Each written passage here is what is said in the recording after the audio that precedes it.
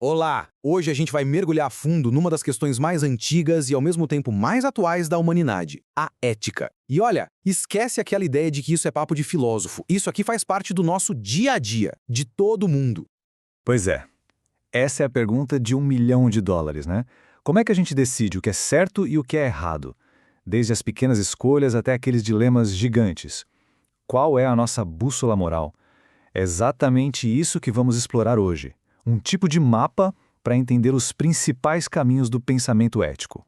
De forma bem simples, a ética é a tentativa de organizar a casa. É a filosofia tentando colocar no papel uma resposta para aquela nossa primeira pergunta. É pegar todos aqueles nossos instintos, sabe? Aquela vozinha interna que diz isso tá certo ou isso tá errado, e transformar em um sistema, em algo que faça mais sentido. E olha, essa conversa é antiga, antiga mesmo. Vem lá dos gregos e chega até os dilemas super complexos que a gente enfrenta hoje. Mas calma, calma. Não vamos cobrir milhares de anos de história. A ideia hoje é simplificar. É pegar essa história toda e destilar em 3 ideias principais e bem práticas que são a base de quase tudo que a gente pensa sobre ética. Vamos começar pelo começo. Literalmente. Nossa primeira parada é na Grécia Antiga. E para os pensadores daquela época, a pergunta-chave era um pouco diferente. Não era tanto o que eu devo fazer, mas sim que tipo de pessoa eu quero ser. A ênfase era toda no caráter.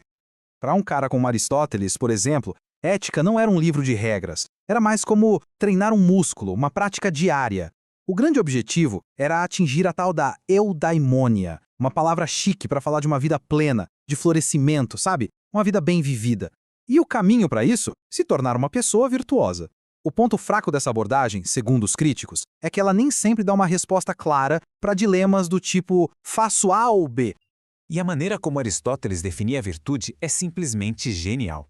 Ele nos deu a famosa doutrina do meio-termo.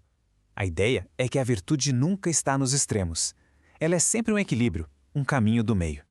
E este quadro ilustra isso perfeitamente. Pensa na coragem. Não é a ausência total de medo, isso seria imprudência. E também não é ser dominado pelo medo, o que é covardia. A coragem está ali, no equilíbrio. A mesma coisa vale para a generosidade, que vive entre a avareza e o desperdício. Para eles, a ética era a arte de encontrar esse equilíbrio.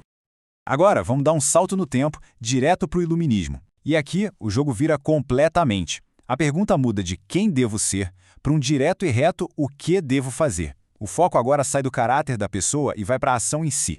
O grande nome aqui é Immanuel Kant. E para ele, a coisa era preto no branco.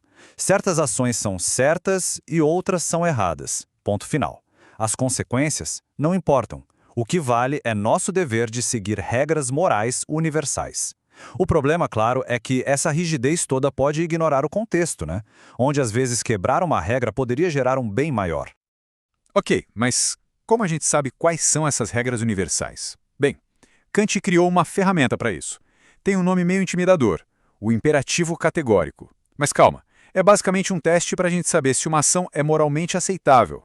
O processo é bem direto. Primeiro você pensa na regra por trás do que quer fazer. Por exemplo, vou mentir para conseguir o que quero. Segundo, você se pergunta, essa regra daria certo como uma lei universal para todo mundo seguir o tempo todo? Imagina um mundo onde todo mundo mente sempre para se dar bem. A confiança simplesmente deixaria de existir. Se a regra não se sustenta universalmente, vem o terceiro passo. A ação é moralmente errada. Simples assim.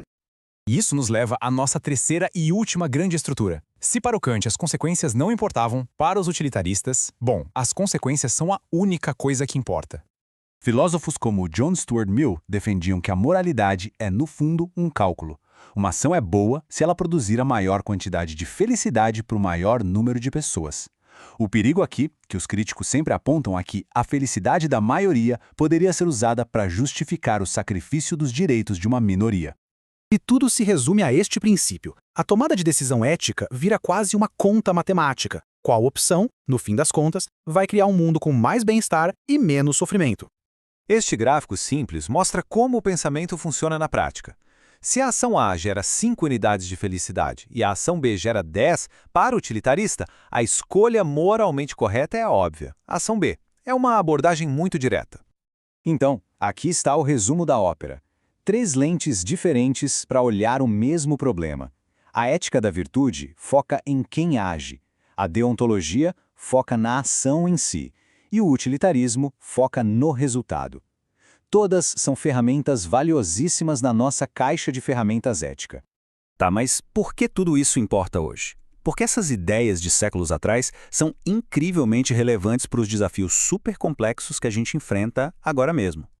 Pensa só, inteligência artificial, privacidade de dados, justiça social, mudanças climáticas, desinformação, tudo isso são verdadeiros campos de batalha éticos.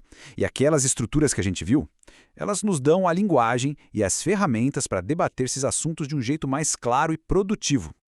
Vamos pegar o exemplo do carro autônomo. Como a gente programa ele? Devemos colocar regras rígidas como nunca desvie para a calçada, que é uma abordagem deontológica. Ou devemos programá-lo para calcular o que vai salvar mais vidas no final, que é uma abordagem utilitarista. Pois é, não tem resposta fácil. No final das contas, essas teorias não são respostas prontas. Elas são mais como bússolas, como ferramentas que a gente pode usar para orientar o nosso pensamento moral quando as coisas ficam complicadas.